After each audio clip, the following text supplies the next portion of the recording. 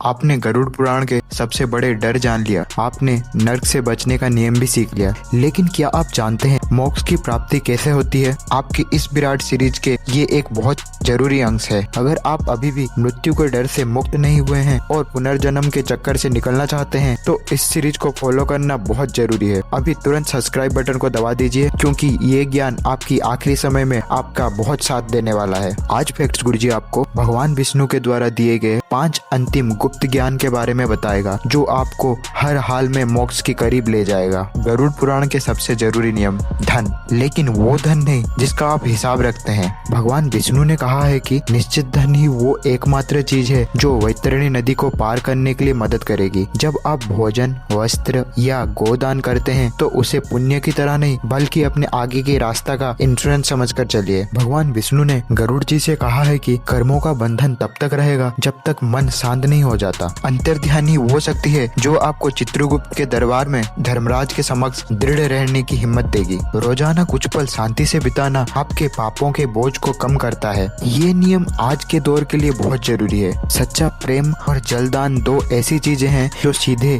यमलोक में आपकी मदद करती है। प्यासे को पानी पिलाना आपके सभी पापों को धो देता है और अपने प्रियजनों से स्नेह रखना को पुनर्जन्म की इच्छा से दूर करा देता है। भगवान विष्णु जी का गरुड़ को ये ज्ञान देने का मुख्य उद्देश्य यही था। मोक्ष का आखिरी रास्ता ज्ञान से शुरू होता है, इसीलिए जो भी धर्म और सत्य का ज्ञान आपको मिला है उसे दूसरों तक पहुंचाइए। इससे आप ज्ञान योग का पुण्य कमाते हैं। भगवान विष्णु जी ने कहा है कि आप कितने भी व्यस्त हों परंतु तीर्थ जरूर कीजिए। नियमित तीर्थ यात्रा ही शरीर और आत्मा दोनों को शुद्ध करती है। काशी या गंगा जैसी पवित्र जगहों की यात्रा आपके सभी संचित पापों को एक बार में धो देती है। तो मित्रों, ये था भगवान विष्णु जी का मोक्ष के लिए आखिरी उपदेश। कमेंट्स में जय श्री हरि लिखकर मोक्ष के संकल्प लीजिए और ये सत्य को लाइक, शेयर और सब्सक्राइब कर लीजिए।